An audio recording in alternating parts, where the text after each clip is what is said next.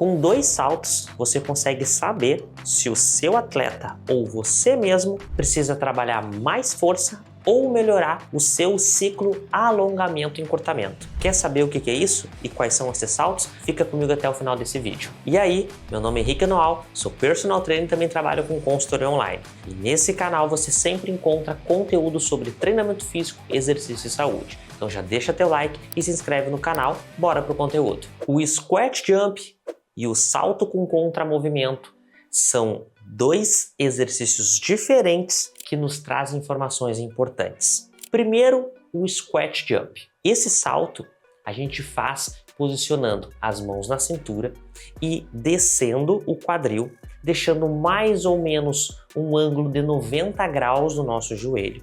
E aí a gente faz ali alguns segundos de isometria, ou seja, a gente fica parado. E aí aplica o máximo de força no solo para saltar, tentar saltar o mais alto possível. O salto com contramovimento, vamos também deixar a mão na cintura e a gente desce o quadril e sobe o mais rápido possível. Então a gente vai aproveitar aí a fase excêntrica e depois a fase concêntrica, que é quando a gente aplica a força no solo para saltar o mais alto possível. Para explicar o ciclo alongamento e encurtamento que está presente no salto com contramovimento, eu trouxe aqui um elástico. Por quê? Porque nas nossas estruturas também existem componentes elásticos, principalmente nos tendões e também no músculo. E o que acontece? No contramovimento, na fase excêntrica, quando o quadril vai lá embaixo para saltar, existe um armazenamento de energia e depois essa energia armazenada ela é transferida para o movimento concêntrico, para a gente saltar. É como se os nossos sistemas ali, músculo tendíneo, fossem uma borracha. Então na fase excêntrica a gente estica essa borracha e depois na fase concêntrica, puf, solta. Então, quanto mais a gente esticar essa borracha, mais longe ela vai. Por quê? Porque a gente vai estar armazenando mais energia. E essa é a principal diferença. No squat jump, quando a gente faz a isometria, a gente perde esse componente elástico, que a gente armazena a energia, mas no momento que a gente para, a gente dissipa ela, a gente perde. Isso é muito importante para os atletas, principalmente entender essa relação, porque a gente precisa ter um equilíbrio entre a nossa capacidade de ciclo, alongamento e encurtamento e a nossa força, a nossa capacidade de aplicar força no solo. Só que esse equilíbrio não quer dizer que os valores vão ser iguais dos 2 movimentos, até porque o contramovimento, onde a gente tem o auxílio do componente elástico, a gente deveria ter um salto maior.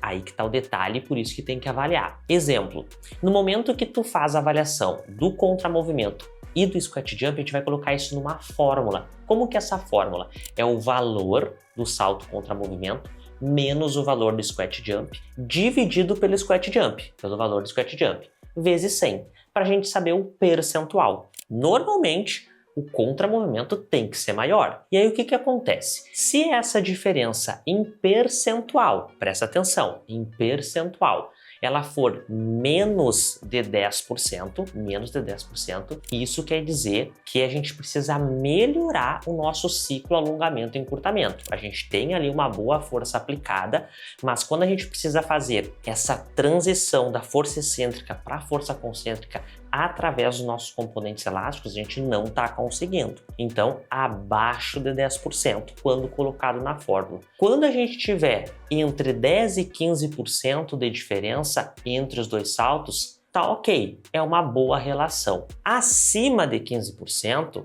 o que isso quer dizer? Que a gente tem um bom ciclo alongamento e encurtamento, mas a gente não tem uma boa capacidade de aplicar força. A gente precisa melhorar a nossa aplicação de força quando nós não temos esse ciclo alongamento e encurtamento. Nesse exemplo, é como se o teu salto com contramovimento ele é muito bom, porque os teus componentes elásticos estão sendo bem trabalhados, mas no squat jump, que tu coloca a mão na cintura e fica parado lá embaixo, alguns segundos de isometria, quando tu precisa aplicar força para subir, tu não está conseguindo aplicar essa força. Então a gente tem aí uma relação onde o contramovimento é muito melhor que o squat jump. Então, acima de 15% nessa relação, precisa tomar cuidado. certo? Então, retomando, abaixo de 10%, a gente precisa melhorar o nosso ciclo alongamento e encurtamento.